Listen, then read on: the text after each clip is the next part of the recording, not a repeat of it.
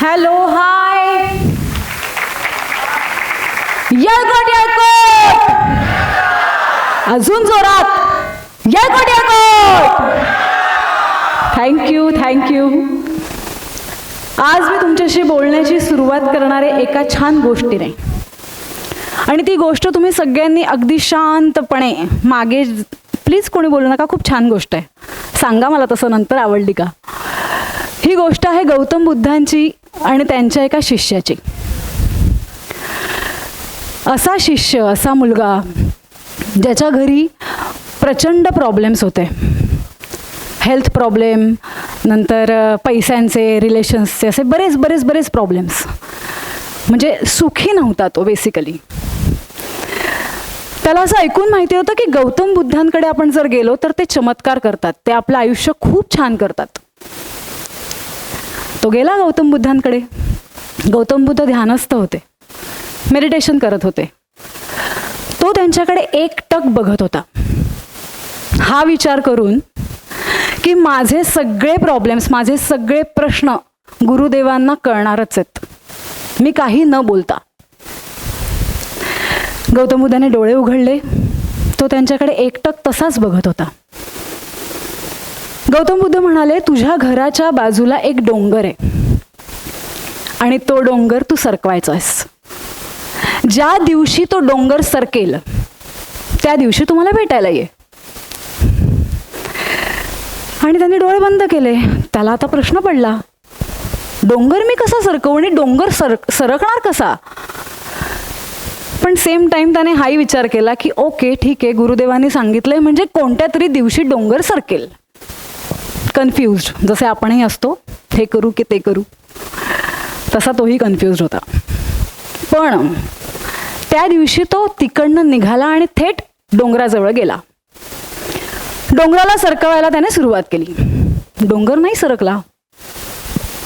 तो म्हणाला ठीक आहे, आज पहिलाच दिवस आहे, कोणत्या तरी दिवशी डोंगर सरकणारच आहे. गेला घरी. दुसऱ्या दिवशी उठला, खूप आनंदाने उठला, येस मला आज डोंगर सरकवायचा आहे. गेला. रात्री परत येताना डिसअपॉइंट झाला, डोंगर नाही सरकला. एका पॉइंटला त्याला त्या गोष्टीचं वेड लागलं होतं, इतकं वेड लागलं होतं की रात्री झोपताना त्याला सकाळ कधी व्हायची याची फक्त तो वाट बघायचा. सकाळ झाली आणि मी पटकन डोंगराकडे गेलो आणि त्याला सरकवणार, बास, एवढंच त्याचं ध्येय झालं होतं. 7-8 महिने झाले, डोंगर एवढाही सरकला नव्हता. तरी त्याने प्रयत्न सोडले नाही.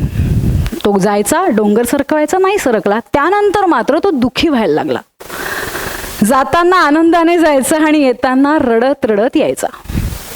12 महिने झाले. बापरे, आता वर्ष झालंय. मी गुरुदेवांनी सांगितलेली गोष्ट रोज सातत्याने करतोय आणि डोंगर इतकाही सरकलेला नाहीये. खूप चिडला. म्हणाला, गुरुदेवांनी ना मला मूर्ख बनवलं. आपण जसं म्हणत असतो, आपल्याला कोणी काही सजेशन दिलं की हॅ ते काही सांगतात, तसं त्याने तेव्हा डिसिजन घेतलं की गुरुदेवांचं यानंतर मी काही ऐकणार नाही. मी ऐकलं होतं की हे चमत्कार करतात, पण मला माझ्या आयुष्यातले दिवस वाया गेलेले दिसत आहेत, माझं वर्ष वाया गेलं. तातडीने गुरुदेवांकडे गेला. त्या दिवशी मात्र त्याला खूप बोलायचं होतं, खूप साचलं होतं मनात वर्षभराचं. गुरुदेव परत ध्यानस्थ होते. तो म्हणाला, यार पटकन हे कधी डोळे उघडतील आणि कधी मी यांना हे सगळं सांगतो. गुरुदेवांनी डोळे उघडले आणि ते हसले. ते म्हणाले, बोल, तुला काय बोलायचं आहे. त्याने हा सगळा संताप, सगळी चीड त्यांच्यावर काढली. काय गुरुदेव, तुम्ही मला सांगितलं नाही, वर्ष झालं, माझं वेळ नुसता वाया गेलाय, माझं आयुष्य काहीच बदललं नाही, एवढ्या दिवसात मी दुसरं काहीतरी करू शकलो असतो. तुम्ही मला असं का सांगितलं. मला असं वाटलं होतं माझं आयुष्य बदलेल, पण नाही बदललं ना माझं आयुष्य. हेच चाललंय माझ्या आयुष्यात. गुरुदेव म्हणाले, आरशात बघितलं स्वतःला. तो म्हणाला, अहो मी रोज तुम्ही म्हणालात म्हणून डोंगर सरकवायला जातोय रात्री रात्रीपर्यंत, मी काय येऊन आरशात बघणार आहे का. गुरुदेव म्हणाले, तू एक काम कर, आधी आरशात बघ आणि मग मला परत भेटायला ये. तो म्हणाला, नाही मी आता तुमचं अजिबात ऐकणार नाही. असं म्हणून तो संतापात चिडून तिथून निघून गेला. तेव्हाही परत कन्फ्युज्ड. गुरुदेवांनी सांगितलंय आरशात बघ, पण मला तर नाही बघायचंय. रात्रभर विचार केला, आरशात बघू की नको बघू. सकाळी उठून विचार केला की ठीक आहे, 12 महिने डोंगर सरकवण्याचा प्रयत्न केलाय ना, मग एकदा आरशात बघायला काय प्रॉब्लेम आहे, बघूयात आरशात, चल. आरशात स्वतःला बघितलं. त्या दिवशी तो फिजिकली इतका फिट झाला होता, इतका स्ट्रॉंग झाला होता.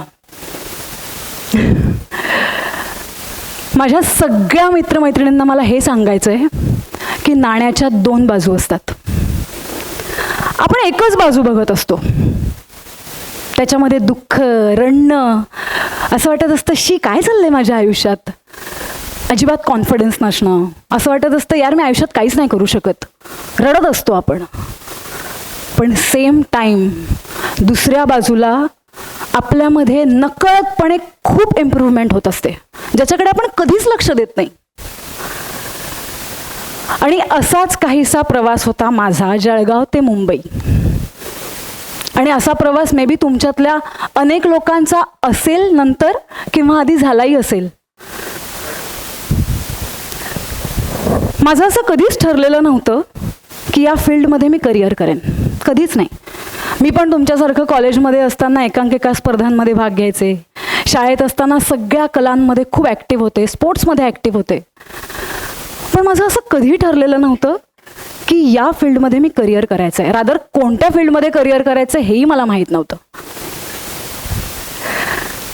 अशा वेळेला माझ्याकडे स्टँड बाय नावाची एक हिंदी फिल्म मला विचारण्यात आलं त्यासाठी. आणि मी हा विचार केला होता की छान अपॉर्च्युनिटी आली तर हो म्हणायचं, कारण आपल्याला नवीन लोक भेटतात, आपला दृष्टिकोन बदलत जातो, नवीन विचार आपल्याला विचारांनी थोडंफार का होईना प्रगल्भ होता येतो. हो म्हटलं. आता हो म्हटल्यानंतर कॅमेरासमोर ॲक्टिंग तर कधी केलीच नव्हती. खूपच बेसिक ॲक्टिंग केली आहे मी त्याच्यात, बघितला तर अगदीच ओके. त्यानंतर आंबटगोड नावाच्या सिरियलमध्ये मी निगेटिव्ह कॅरेक्टर केलं.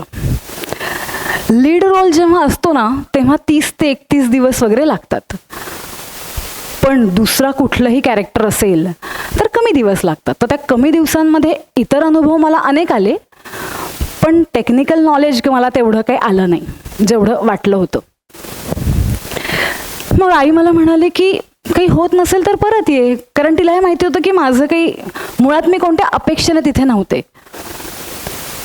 तू आलीस की तुझी डिग्री अजून पुढची घे, ठरेल काय करिअर करायचं आहे वगैरे. पण मी विचार केला की नको, जाऊन अजून 1 महिना आपण आईला सांगू थांब म्हणून. मी आईला म्हटलं थांब ना जरा 1 महिना, छान काहीतरी मिळालं तर चांगलंच आहे, नाही मिळालं तर तेही चांगलंच आहे, मी येऊन जाईन परत. आणि मग एंट्री झाली माझ्या आयुष्यात त्या हिरोईनची. तीच हिरोईन जिने मला माझी ओळख दिली, महाराष्ट्राचं भरभरून प्रेम दिलं. आणि सगळ्यात महत्त्वाची गोष्ट, ज्या सिरियलचं टायटल सॉन्ग लहान मुलांपासून ते आजी आजोबांपर्यंत अगदी आनंदाने मोठमोठ्याने ऐकायचे, अशी जय मल्हार. मला खरंच कधीच असं वाटलं नव्हतं की इतक्या छान टीमसोबत मला काम करायची संधी मिळेल. मिळाली. आता याच्यातली एक बाजू अशी होती की मला कॅमेराचं तर नॉलेज नव्हतंच, प्लस खूप दडपण होतं, खूप टेन्शन होतं. असं वाटायचं की मुंबईत किती गुंता आहे लोकलचा, लोकांचा. आणि सेटवरती जेवढे लोक आहेत किंवा इथे जेवढेही लोक आपल्याला भेटत आहेत, हे सगळे आपल्या ओळखीचे नाही आहेत. आपण यांना नाही ओळखत आधीपासून, हे माझे मित्रमैत्रिणी नाही आहेत. मुंबई जर जळगाव असलं असतं तर, असंही मला वाटायचं. जळगाव असलं असतं ना तर मी खूप छान काम केलं असतं, असंही वाटायचं. कॉन्फिडन्स अनेक लोकांनी घालवण्याचा प्रयत्न केला, खच्चीकरण केलं. असंही अनेकदा व्हायचं की काही सीन्समध्ये जर कोणी काही छान काम केलं तर त्यांना छोटंसं गिफ्ट देण्यात यायचं, पण ते गिफ्ट मला कधीच मिळालं नाही. मला असं वाटायचं मला का नाही आहे हे गिफ्ट, मला पण हवं आहे गिफ्ट. खूप रडायला यायचं.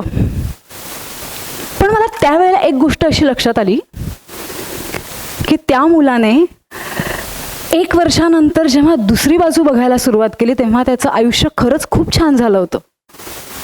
तसं मी दुसरी बाजू बघायला सुरुवात केली आणि त्या दुसऱ्या बाजूमध्ये होतं महाराष्ट्राचं भरभरून प्रेम. असे अनेक लोक तिथे होते जे मला खरंच सपोर्ट करत होते, ज्यांच्याकडे मी लक्षच देत नव्हते. म्हाळसा देवी त्या एनर्जीने माझ्याकडून ते पूर्ण काम करून घेतलंय, पूर्ण काम.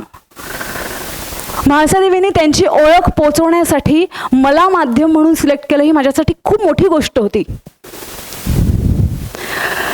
आणि त्यांनी मला सगळ्यात महत्त्वाची गोष्ट शिकवली, ती म्हणजे आध्यात्मिकता, धार्मिकता नाही. आता तुम्ही म्हणाल मी स्पिरिच्युअलिटीबद्दल बोलते का? नाही, मी स्पिरिच्युअलिटीबद्दल बोलत नाहीये.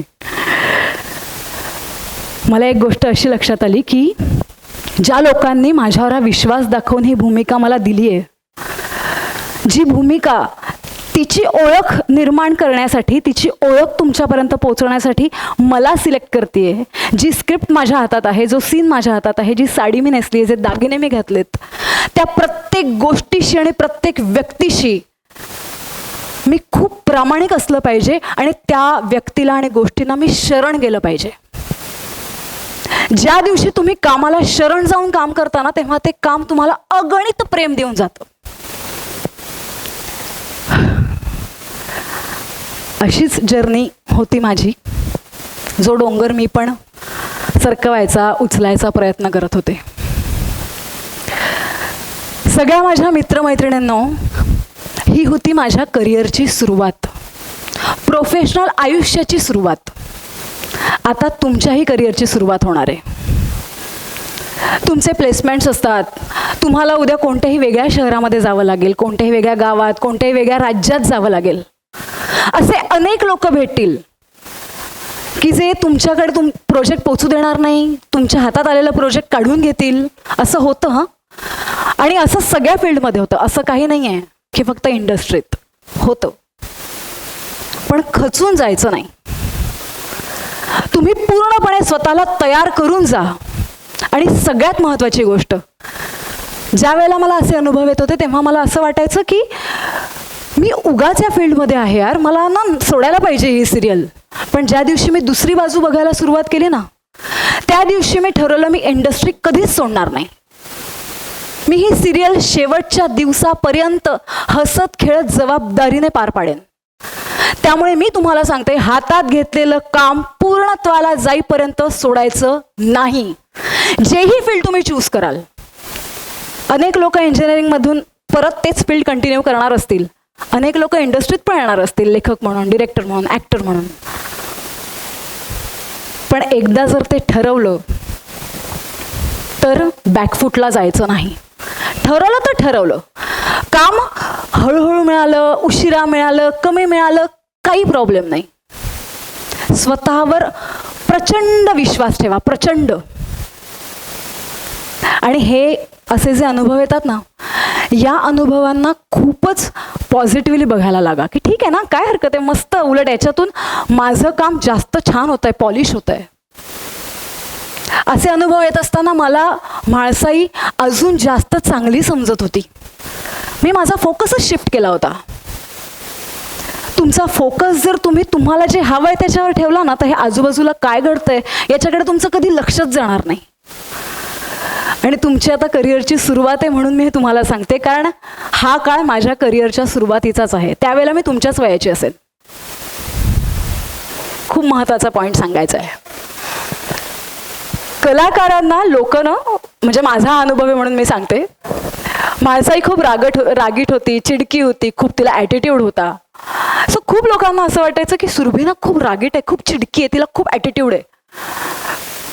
नाही ना, असं नाही आहे. त्याच्यानंतर मी अजून एक कॅरेक्टर जे केलं, जी मुलगी खूपच सोज्वळ होती, तेच लोक म्हणायला लागले, अरे आपल्याला वाटलं होतं की सुरभी खूप रागीट आहे, पण ती रागीट नाही आहे. प्रत्येक कलाकार हा प्रत्येक भूमिकेत शिरून काम करत असतो.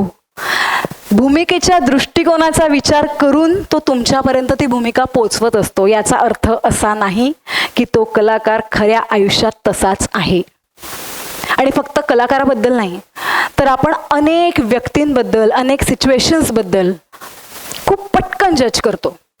माझं असं म्हणणं नाही आहे की तुम्ही चुकीचं जज करत असाल, पण हां, चुकीचं असो का बरोबर असो, अनुभव घ्या. कारण अनुभव आपल्याला जितकं शिकवतो ना, तेवढं दुसरं काहीच नाही शिकवू शकत. Okay, thank you so much. Thank you.